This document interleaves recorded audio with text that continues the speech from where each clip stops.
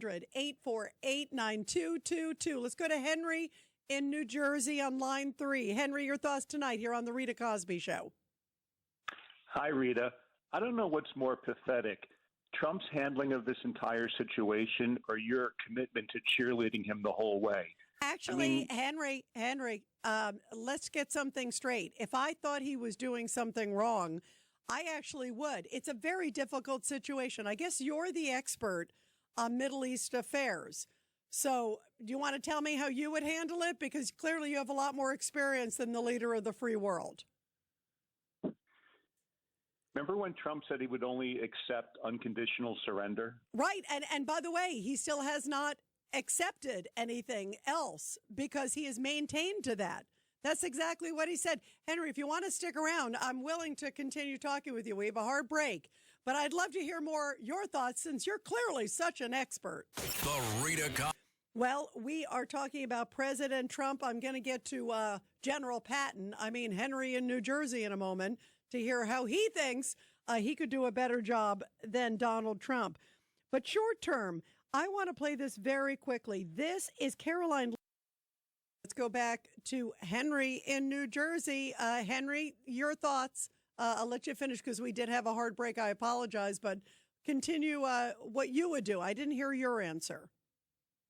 Well, I wouldn't have gotten myself into this horrible situation. Trump is between a rock and a hard place, and he hasn't figured out yet that he can't bomb his way out of it. But would you have allowed them to get a nuclear weapon? No, of course not. So what would you do? Give them cookies and milk? Yeah, that's what I would do, Rita. I'd give them cookies and milk. What a stupid comment. Well, it's from a stupid question. That's what you get. I'm just telling you, you haven't given me a solution. All you are saying, it's like you got Trump derangement syndrome. You're saying, you're saying, I wouldn't do this, I wouldn't do that. So what's your solution? I'm honestly, I would be curious to hear because it's a very tough decision. And I don't think somebody should go to war lightly. I agree with you on that. I'm not disputing that this is not, this is a serious deal.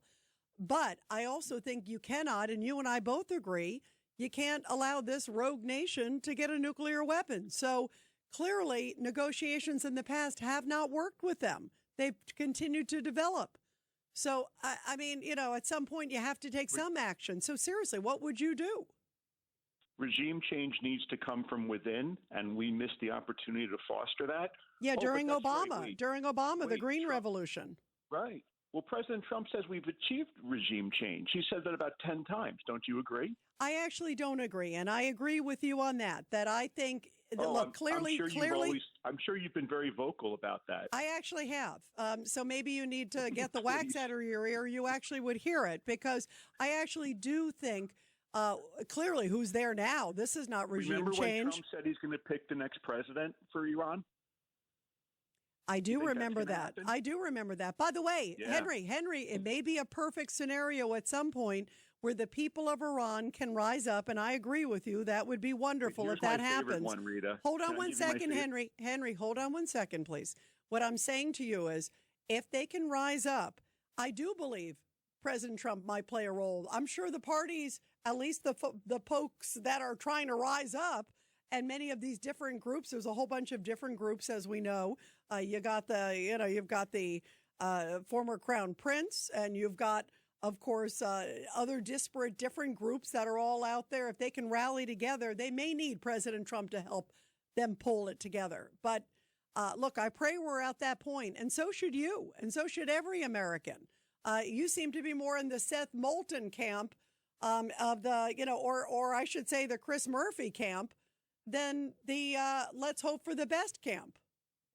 My favorite was on the 4th or 5th day of this war when Trump said, gee, who would have thought that they would close the Strait of Hormuz or attack their Arab neighbors? You know who would have thought that? Every friggin' expert the past 47 years that has studied this thing. But no, Trump can't listen to experts. Trump has to go by his gut, and he has to be led around by Netanyahu and Lindsey Graham.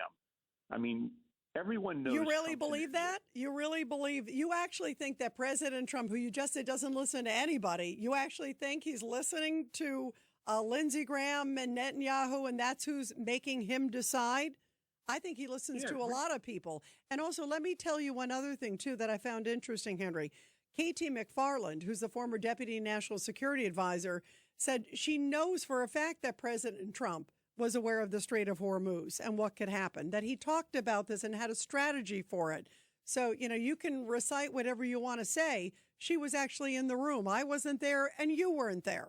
So I tend to think that, you should trust that. And I think that you should hope that he does well, because he clearly had a lot more guts than a lot of past presidents who did nothing. Forgive me, sent $1.7 billion of cash in the middle of the night. I guess you're okay with that.